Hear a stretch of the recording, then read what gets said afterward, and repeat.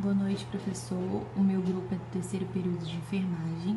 Hoje a gente vai estar apresentando o trabalho do livro de Epidemiologia e Saúde, no qual a gente vai citar um pouco sobre os fundamentos, métodos e aplicações. E o nosso tema é da página 643 a 652. Os componentes do grupo é a Bia, o Bruno, a Cíntia e eu, Lavínia.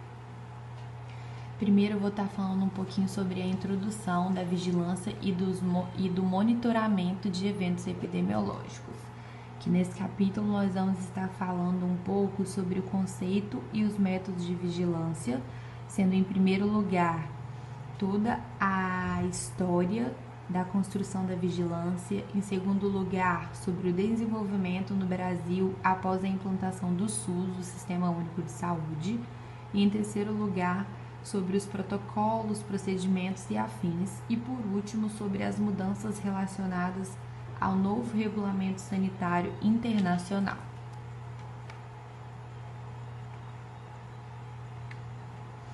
Desenvolvimento histórico.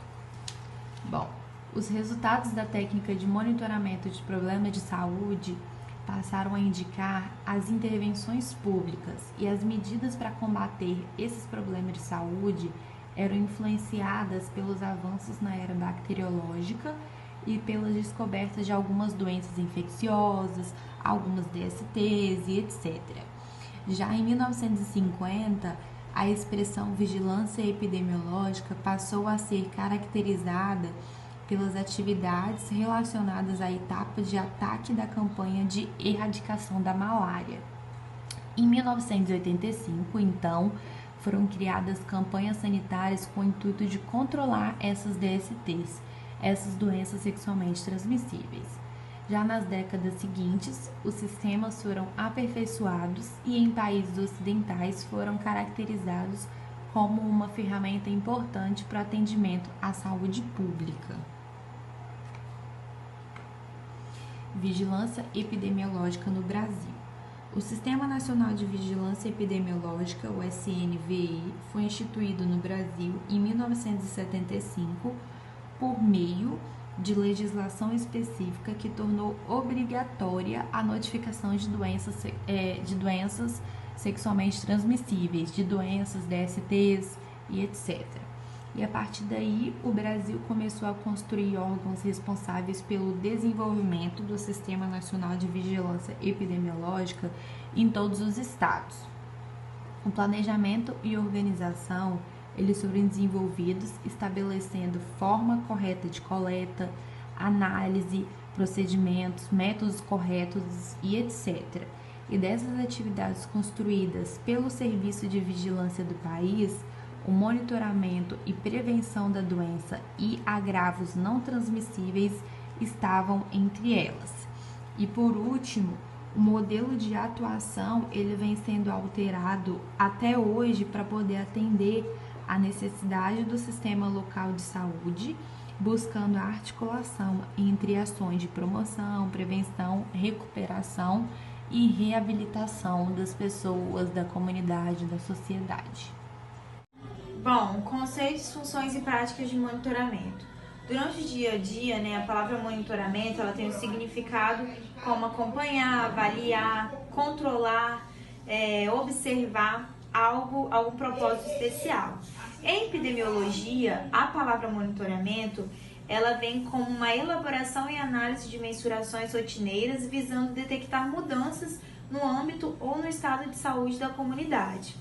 No campo de saúde pública, o monitoramento de eventos epidemiológicos vem sendo empregado como importante estratégia na detectação e acompanhamento de problemas de saúde que se expressam de forma endêmica, epidêmica ou até mesmo de forma inusitada. O seu objetivo é de acompanhar e analisar um elenco de doenças ou condições pré-definidas, bem como fatores de risco, orientar intervenções necessárias para o seu controle, eliminação ou erradicação.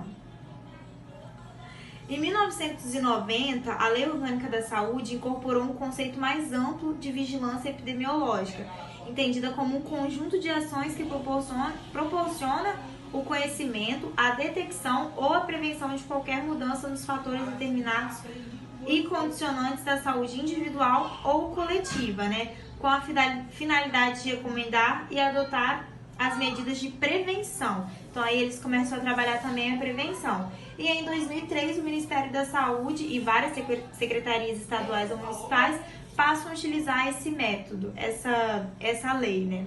Olha, tem coisa que criança não pode falar, não, que é muito feio, hein?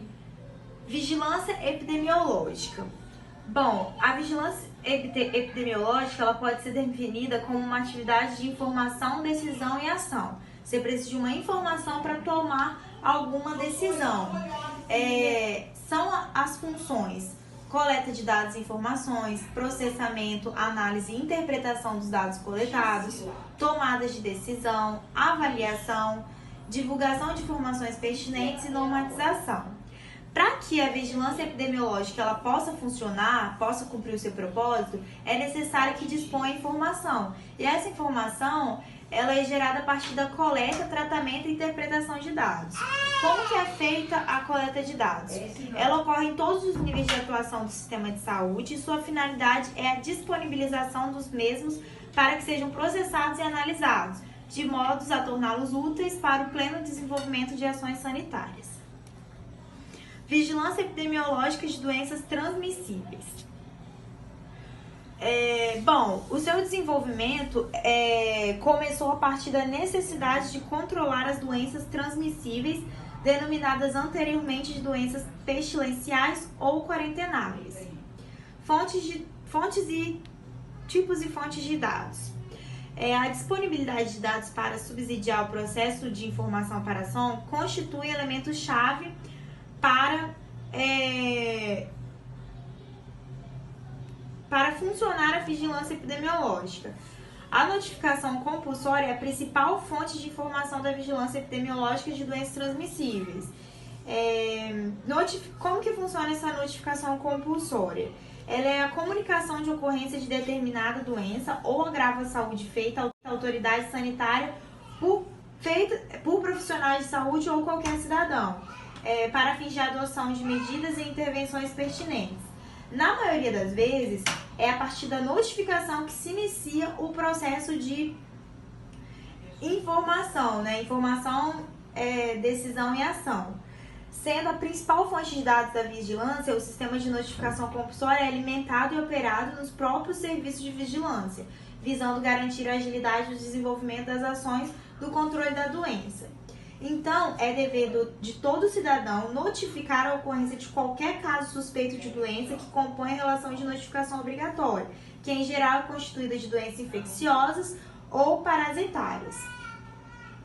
Para isso, a gente segue critérios, né? E os principais critérios que vêm sendo adotados para a seleção das doenças transmissíveis de notificação compulsórias envolvem normas de regulamento sanitário internacional vigente, doenças de elevada incidência, poder de transmissão do agente etiológico, doenças de elevada taxa de letalidade, hospitalização e sequelas, doenças de relevância social e econômica, doenças para as quais existem meios de prevenção e controle e doenças com objetivo de acordos internacionais que visam esforços conjuntivos para o alcance de metas.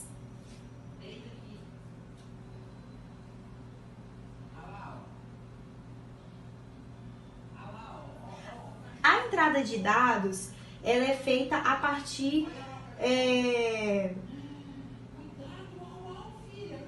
do seu registro em formulário. E são formulários padronizados, que são eles: a ficha individual de notificação, que é preenchida quando a suspeita da ocorrência de problema de saúde, quando dá suspeita da ocorrência do problema de saúde, cuja notificação é obrigatória, sendo, portanto, de interesse nacional, estadual ou municipal e encaminhada pelas unidades assistenciais ao Serviço de Vigilância Epidemiológica. Ficha individual de investigação.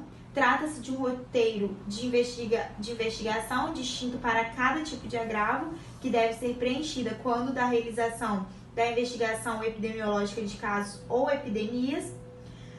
Planilha e boletim de acompanhamento de surtos, utilizadas segundo os seguintes critérios: caso epidemiologicamente vinculados de agravos inusitados, casos agregados constituindo uma situação epidêmica de doenças que não constam na lista de notificações compulsórias e casos agregados de doenças que costumam da lista de notificação compulsória, mas cujo volume de notificações torne operacionalmente inviável no seu registro individualizado. E também temos o boletim de acompanhamento de hanseníase e tuberculose, que idealmente o sistema de notificação de DT deve cobrir toda a população. Logo, essa atividade deverá ser desenvolvida por todos os sistemas de saúde, públicos, privados e filantrópicos, por todos os profissionais da área também, e também pela população geral, né, que notifica o serviço de saúde.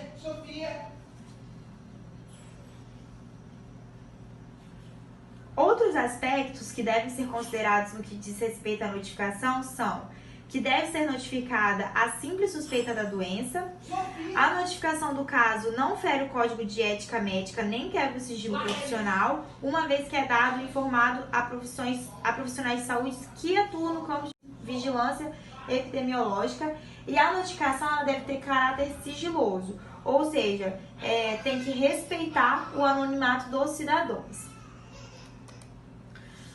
Laboratórios. Eles permitirem detectar casos que não foram conhecidos por meio de notificação compulsória, os laboratórios de imunologia, bacteriologia, virologia, micologia, parasitologia, enfim, eles também são importantes fontes de informação, porque a pessoa não precisou ir lá e falar que está ou notificar. Mas aí os laboratórios eles acabam descobrindo por si só, às vezes quando você vai fazer algum exame e tudo mais, e então eles são importantes fontes de notificação. Declaração de óbito, essas são fontes complementares do sistema de informação. Investigação epidemiológica, que é uma atividade por meio da qual se obtém informações complementares sobre um ou mais casos com a finalidade de obedecer às fontes e mecanismos de transmissão e às medidas de controles.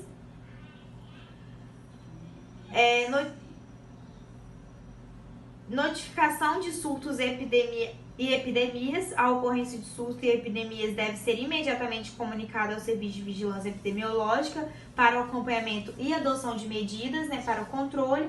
Investigações especiais, que tratam-se de procedimentos eventual utilizado nas seguintes situações: o registro dos dados existentes é incompleto ou os dados são obtidos por fontes pouco confiáveis.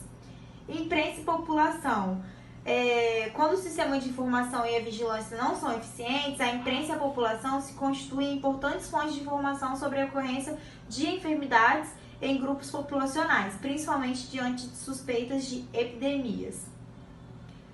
Dados demográficos, ambientais e socioeconômicos.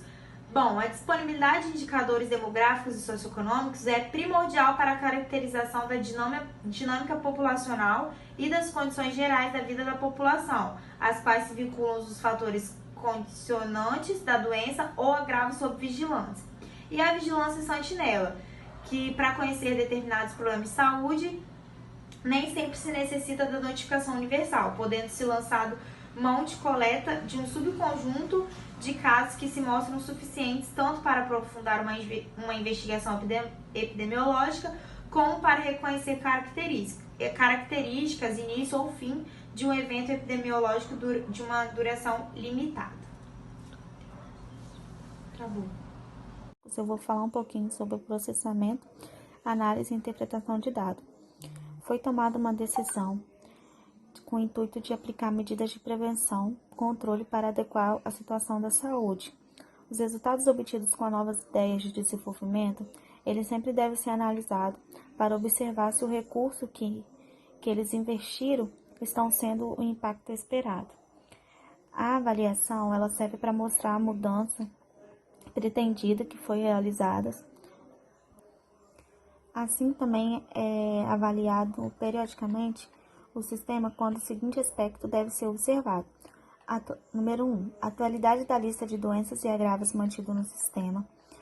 Número 2. Pertinências normas e instrumentos utilizados. 3. Cobertura de rede de notificação e participação de fontes que a integram. 4. Funcionamento do fluxo de informação. 5. Abrangência do tipo de dados da base informacionais utilizados. 6. Organização da documentação coletada e produzido. 7. Investigação realizada em sua qualidade. 8. Informações e análises produzidas em quantidade e qualidade. 9. Retroalimentação do sistema. 10. Composição e qualificação da equipe técnica responsável. 11. Interação com a instância responsável pela ação de controle. 12. Interação com a comunicação científica e centros referenciais. 13. Condição administrativas de gestão de sistema. 14. O custo de operação e manutenção. A retroalimentação do sistema concretiza também na divulgação periódica de informações epidemiológicas sobre a situação do ambiente. Ela é ela pega informações para divulgar logo após toda a situação do ambiente de saúde. A normatização, ela tem ação de procedimentos técnicos com conhecimento científico. Esta norma é voltada para a prevenção e controle dos problemas de saúde, incluindo o sistema.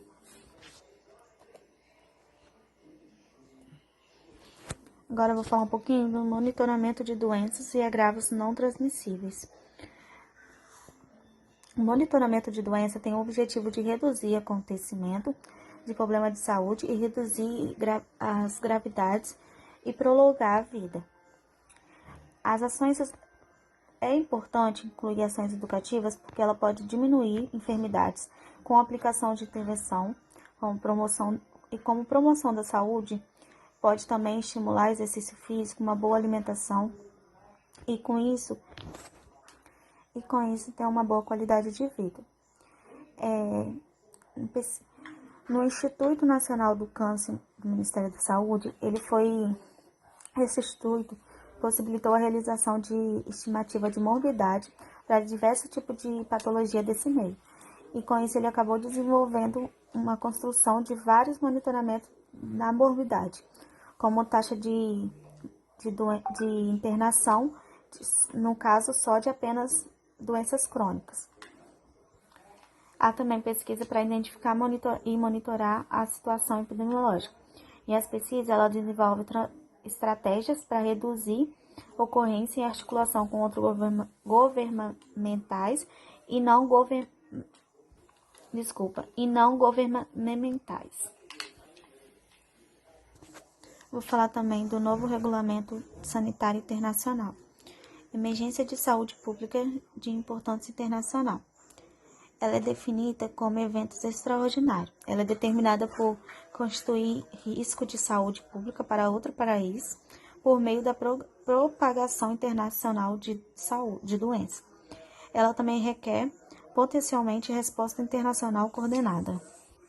O algoritmo de decisão ele foi incluído com o intuito de facilitar a operacionalização da noção de emergência de interesse internacional para mostrar fatores de risco e manifestações de doenças. Os países membros da OMS foram instalados e assumiram o compromisso de implantar um novo regulamento até 2009, e o Brasil também já adotou providência para cumprir o pacto. Boa noite, professor. Essa foi a minha parte. De problema de saúde e reduzir as gravidades e prolongar a vida.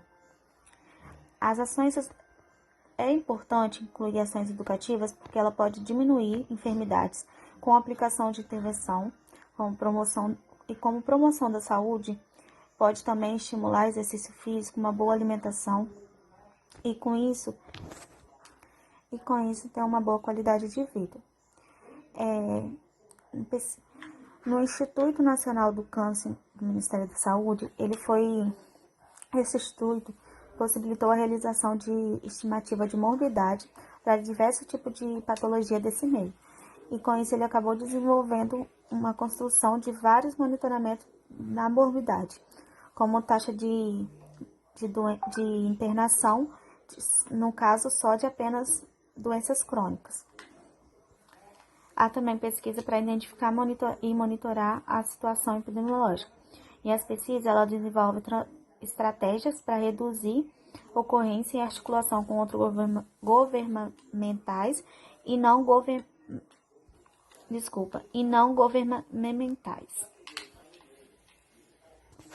Vou falar também do novo Regulamento Sanitário Internacional. Emergência de saúde pública de importância internacional.